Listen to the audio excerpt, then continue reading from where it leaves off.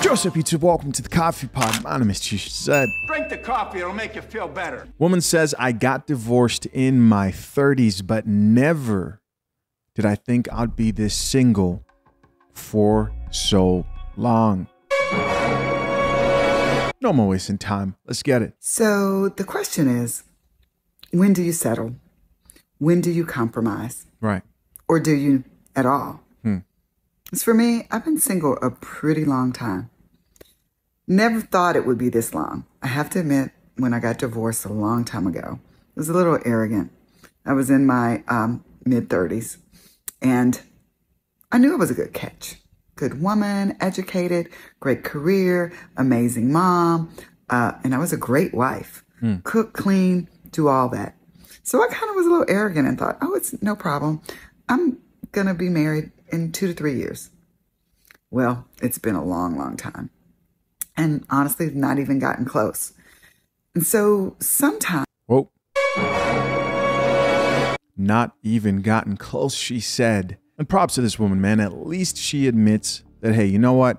When I was younger, when I was more attractive, you know, I thought I was the shit, basically. I was shitting on these niggas, she says. Drink the coffee, it'll make you feel better. But she wasn't worried about finding somebody, right? She was looking forward to getting married within the next few years. Let's keep listening. You know, like a lot of women in my situation that I've talked to, that you ask yourself, well, when do you give up? When do you give up on finding the one? Or do you? As for me, I go back and forth. Sometimes I go, well, I just need to be with Mr. Right Now. Doesn't give me butterflies, but he's a good man. He's nice. He likes me. Don't have much in common, but he calls, so I talk to him. Or sometimes you've got the one that gives you butterflies, but you know he's unreliable and not dependable. He's broke. You got to take him out to dinner. We've all done that. Those are never sustaining long-term relationships. So the question is, do you compromise? Well, where I am right now today, I'm going to say no. I'm not going to compromise. I'm waiting. I'm going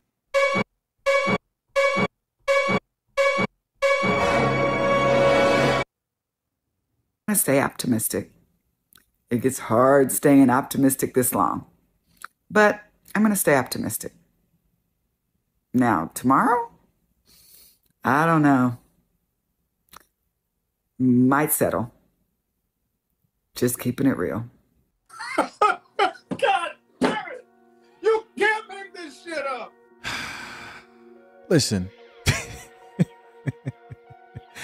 I don't even know where to start. I don't even know where to start. There was so much said in this video. Short, 2 minutes, but so much said. First of all, man, I rarely hear women who are older actually admitting that, hey, I was a bit too arrogant. I thought this thing was just going to be easy for me to find another person who would be willing to marry me. I rarely hear that. So I have to give this woman props for that at least. Most times when women who are older get on camera and, you know, they're 50 plus, they act like they're still 21, the best option out here for most men. But I sensed a little bit of decaf coffee, right? Does she drink decaf? What do you guys think? Comment down below. Now, with that being said, guys, it's difficult for me to not sound like a broken record here on camera when literally every woman thinks the same way. Same problems. And I mean women who are on their decline as far as sexual market value, or they've hit the wall, right? Sexual market value is what we're talking about here. It's tough for me to not sound too repetitive because it's all the same shit.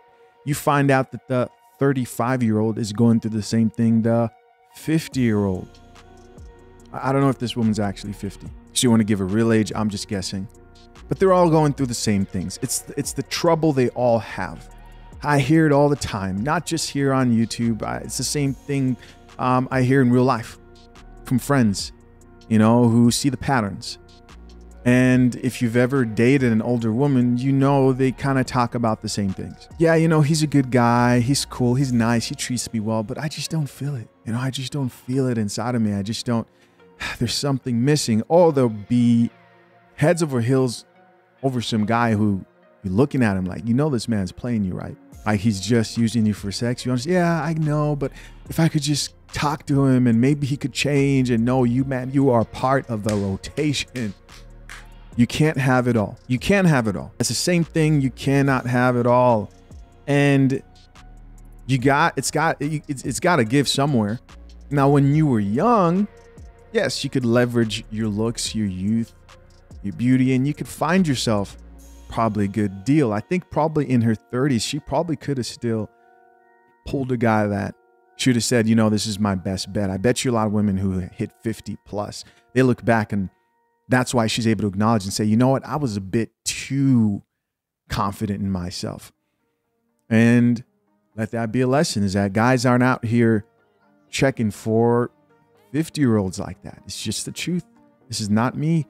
I've done data on this. I did a compilation documentary thing, which basically just laid all that stuff out. When women get to this age, they mostly date younger men because they find those women more attractive. I think it's because they're more attainable to those younger men. They can now leverage their youth, right? And overwhelmingly, men between the ages of 60 down to the age that men can legally have sex, date, etc., find women in their 20s the most attractive. This just comes down to data. Then the question here is it settling if the market is showing you what you get for what you bring to the table? The market doesn't lie. It's not selling, it's just being realistic. And then there's the idea that I'm going to keep looking when a man looks for a wife, right? You can position yourself. But after years of being single, it's mind-blowing as these women come to the same conclusion: is I'm going to keep waiting for Mr. Perfect because I don't want to settle. And how does this usually turn out? Well, it usually turns out with a lot of these women really never getting remarried. And usually the more attractive they were, the more difficult it is because the less they want to settle. And I think that may be okay, because how would it feel if you definitely got the vibe and you're the guy who she settled for, but she actually didn't, right? Because women are the product, men are the buyer. But you can get a sense that this woman really doesn't treat me all that grateful or well because she truly believes that she settled for me. I think it may be best. Anyways, let's check out these comments, see what the people have to say. First comment here from a woman says, I really don't think we are asking for too much. I honestly think you would be happier single. I agree.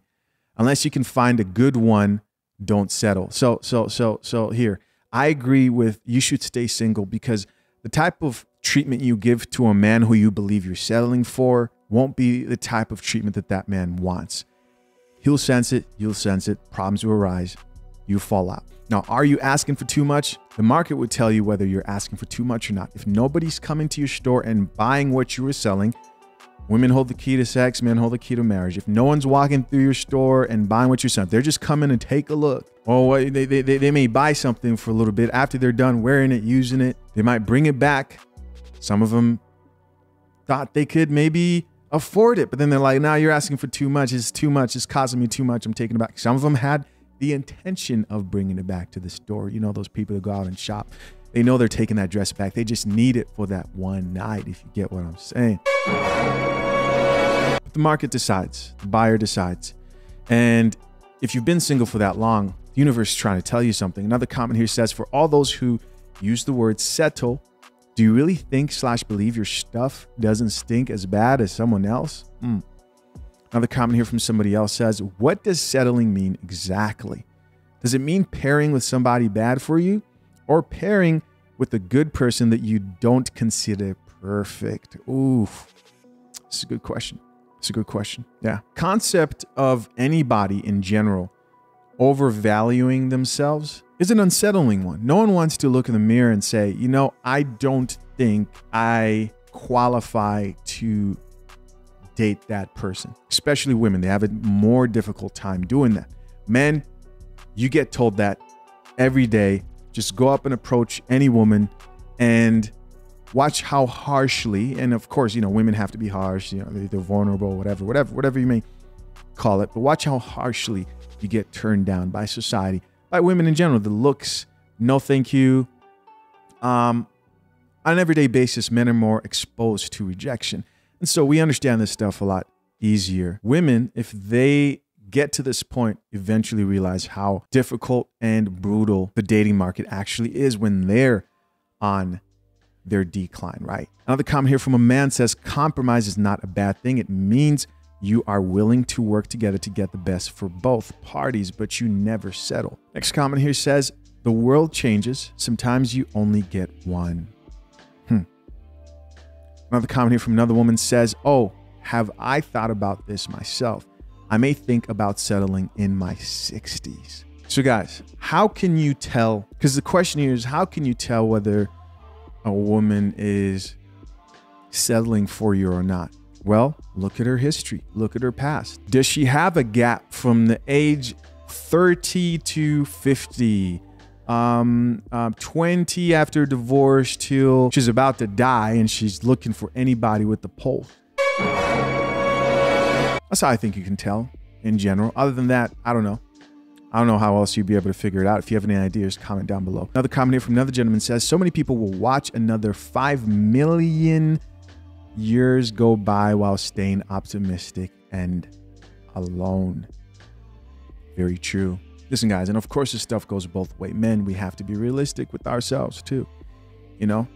I saw a video of a guy claiming high value. He was talking to what video was that? I don't remember, but it was some guy.